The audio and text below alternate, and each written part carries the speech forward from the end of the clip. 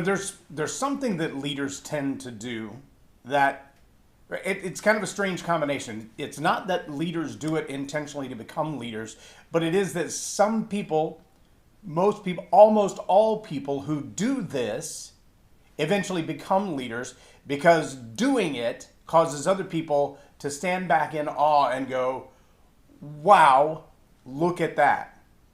Now, I'm going to tell you what that is in just a minute, but I want you to know that it's the number 9 way of the top 10 ways that you can fight against the system.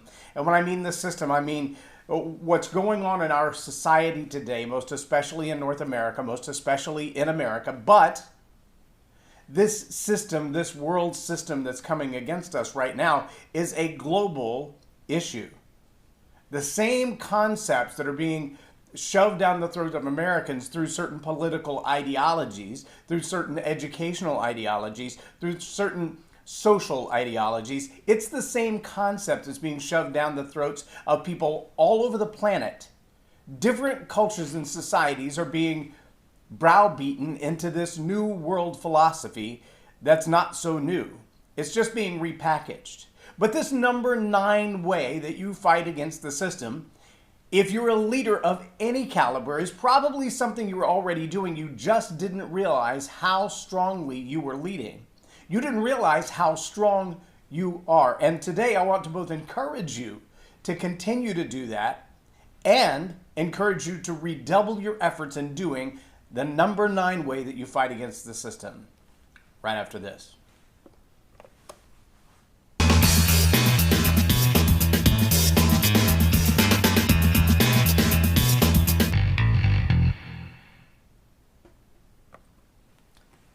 I'm J Loren Norris with Leading Leaders Podcast.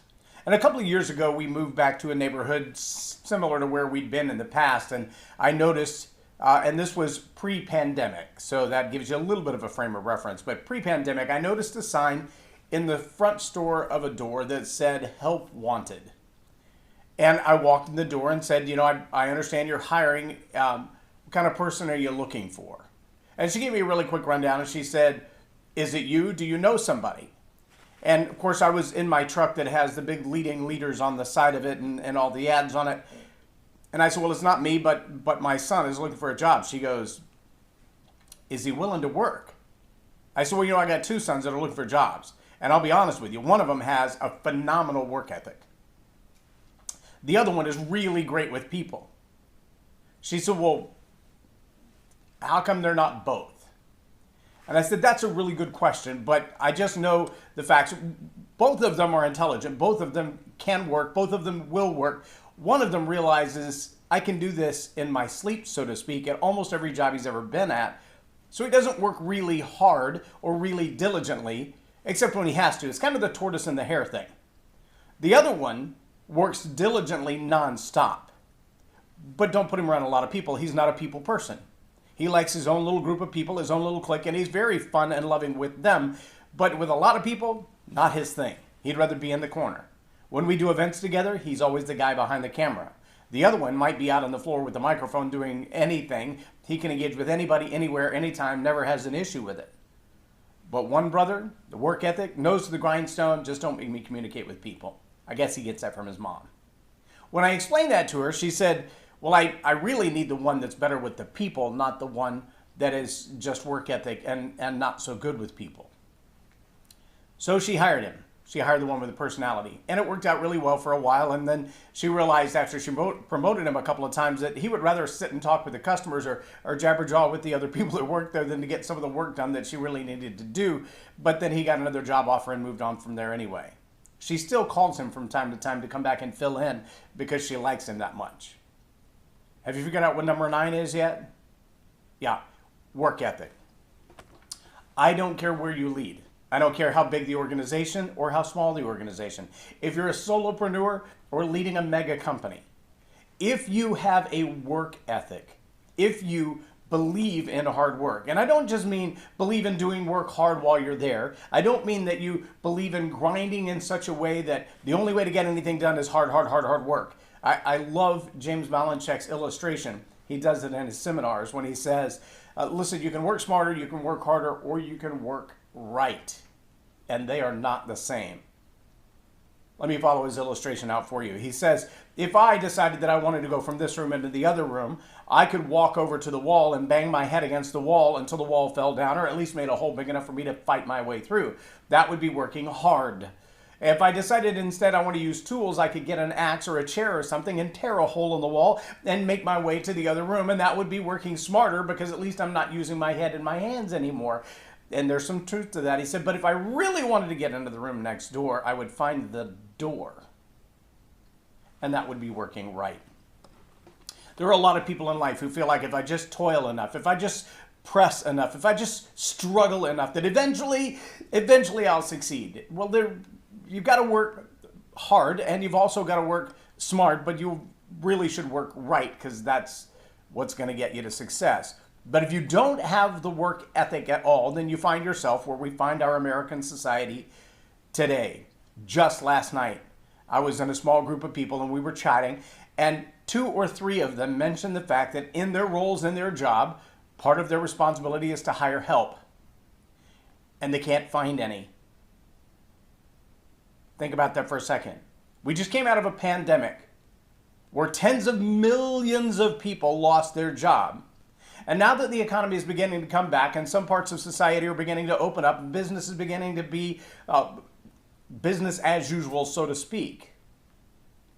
People can't find help. I've gone to restaurants because in Texas you can dine in again. And in restaurants, there's not enough servers to get the food to the table. The manager's having to run back and forth to the kitchen. Almost every restaurant in the North Dallas area has signs up that says now hiring kitchen help and servers. Every warehouse, distribution, all of the major carriers, FedEx, UPS, et cetera, all have help wanted signs up. The recruiters are doing all they can to fill these spots. But here's what we found. If you pay people to sit at home, guess what lazy people do? They sit at home. The concept of universal basic income is a socialist Marxist concept. It has nothing to do with a free market society. It has nothing to do with capitalism. And if you've been taught long enough that capitalism is evil and wicked and selfish and white supremacy, I'm afraid that you've been misled. You need to do more history research. And that's what leads me to say the number 9 way to fight the system is to have a work ethic.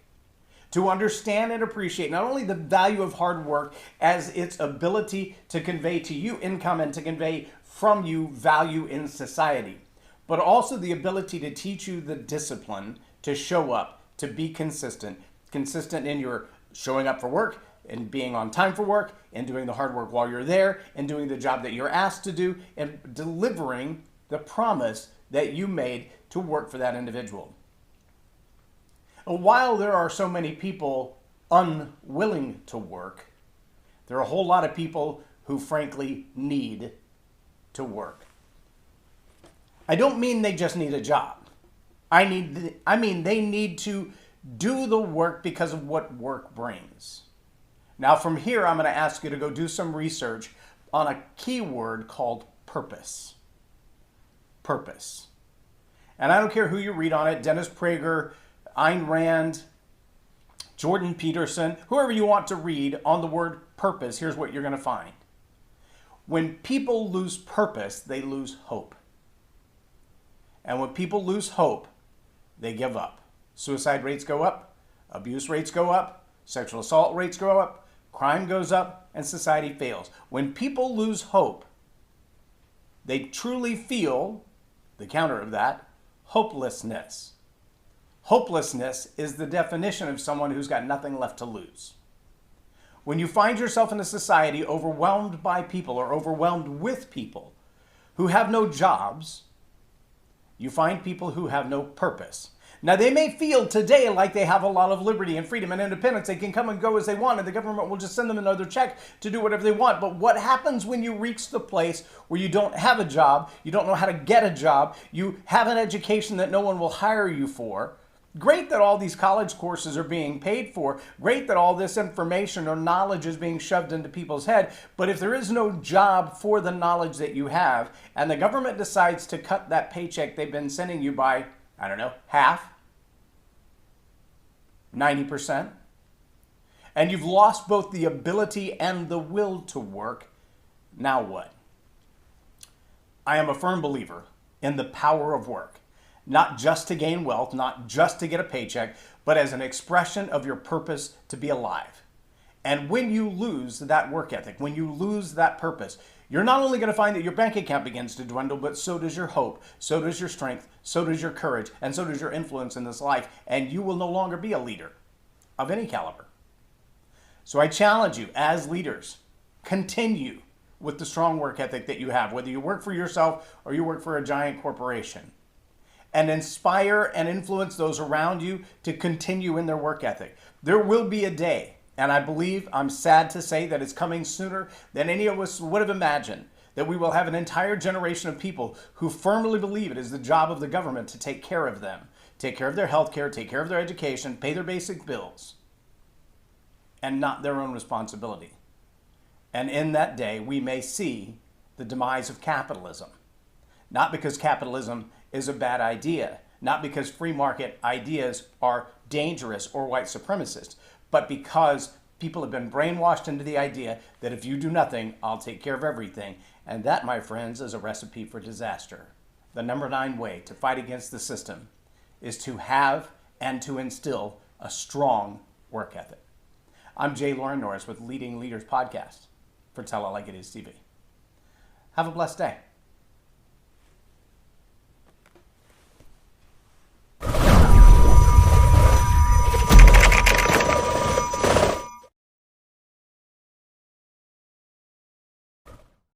Subscribe now for our extensive video library of leadership lessons promoting faith, family, and freedom.